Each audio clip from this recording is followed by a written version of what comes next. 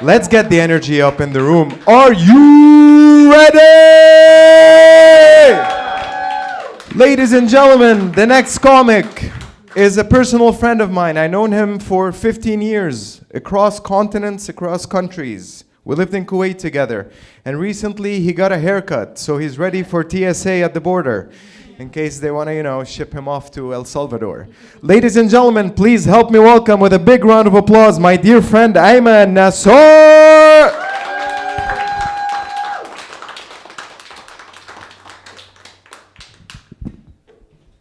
Thank you, George. One more round for our host, everyone. So, as George just mentioned, I recently came back from a trip, and I'll be honest, it was not that much fun. It was not that much fun because airlines continue to find ways to fuck us. Allow me to elaborate.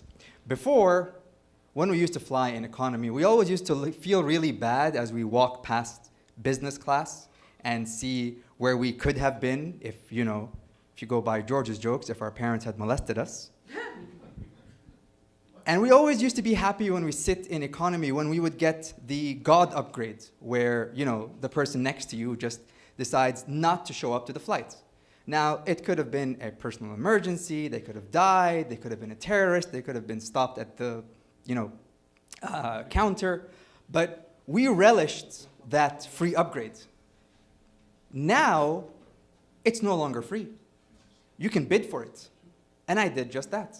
I bid for an upgrade, and I felt like a king, where I can sleep across 3 seats. But the problem is, I'm flying with an 8-year-old. Yeah, airlines are annoying.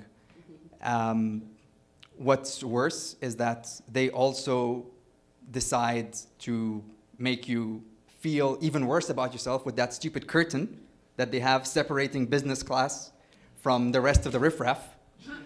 And I like how they always make a show of it when they before the plane leaves, they close that curtain like some magic is happening behind it. They don't want the peasants in economy to find out about it. On my trip, the first place I go to is Kuwait. And as George mentioned, that's where I met him, and I've known him for 15 years from there. Kuwait is fucking hot. Kuwait is fucking hot. It reminds me of being a human shawarma whenever I am there. And since you guys are metric, and I love metric, it was 49 degrees Celsius at 11 a.m. Okay? It is really, really hot. Now, what's worse is that when I went there, they're very used to me, and I'm always used to the extra security that I have to go through, especially when I'm carrying Canada's greatest export, maple syrup. And I don't understand why you guys have to make the maple syrup come in bottles that look like alcohol, and I'm traveling to a dry country. So this time I decided to Jedi mind trick and just head towards the security and say, check my bags. And they did not. So I was out a bet with my friend. Now what's worse is that I inadvertently became a smuggler. And Kuwait, I apologize, I really did not know what I was carrying with me because I got chocolates at that shop in Lime Ridge, the purple one. I can't remember its name. Anyone? It's on, not Cadbury, no. It's a Canadian brand. And why the fuck are we putting alcohol in chocolates? Like, I'm trying to gift it to a friend.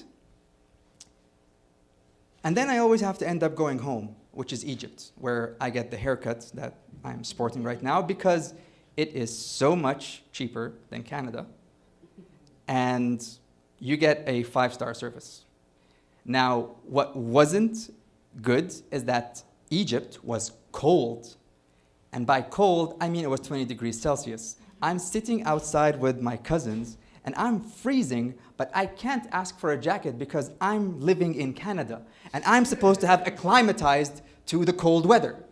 So I felt really out of place, and I just had to grit my teeth and say, no, I'm not cold, it's okay, the weather is really good. This trip was great because my mom was there. My mom is an amazing person. Everyone, whenever you have your mom and you have to pack your bags, you know that mothers were born at the time that Tetris became famous. So I would just buy stuff and leave it for her to pack into the bag. And she went to town on it. She was hiding stuff. Like, I really think that the cartel should hire mothers to smuggle stuff across borders, because they are really good at packing stuff. Like, I'm finding things, and I have to call and be like, Mom, where did you put this and that? And it's very awkward when you're at the counter and they ask you, Sir, did you pack your bags yourself? And I'm like, yes. Yes, I did. Now, I think I got the light from George, but I'm going to go off on a tangent here and describe the friendship that I have had with George over the years. The George that I knew 15 years ago is both figuratively and literally different than the George that you see here today. I got to see him through all of his phases. By that, I mean, he really loves Superman. And I saw him go from looking like Superman's arch enemy, Lex Luthor, to looking slightly like Superman, to looking like Superman when he found Jesus. George is a huge fan of Henry Cavill. You can almost say he'd be gay for Henry. I, on the other hand, would be gay for Ryan Reynolds. And that brings me up to another argument I constantly have with George, where he's so into his, I love Canada, I moved to Canada, this is a great place, I would go to war for this country, I would take a gun to the orange leprechaun south of the border. And I'd be like, well, I'd write a very strongly worded letter. Thank you very much, everyone. I've been Ayman Nassar.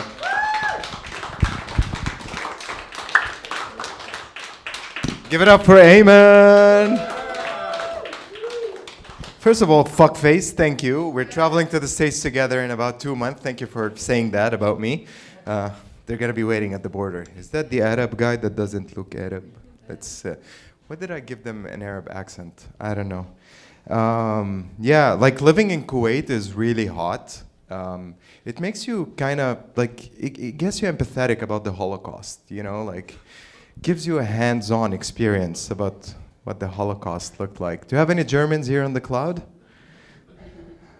Hi, sorry, hi, just hi. Yeah, so King Charles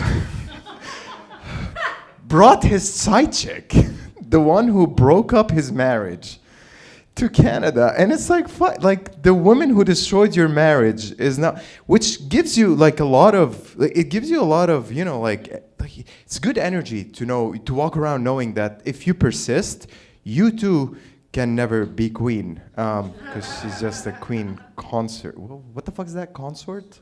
Consort, whatever that means. Keep it up to, I mean, leave it to the British to come up with a word that means nothing, just like the whole thing. It's a sham. Yeah, like he brought his side chick. You know, that's like Jerry Springer meets The Crown. You know, it's like a crossover episode nobody asked for. But here we are. He did show up with his side piece.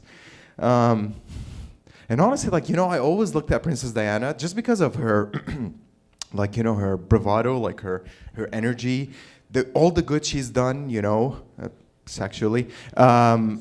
Like all the great things she's done, really, for Africa, for the kids. And then you look at, what's her name?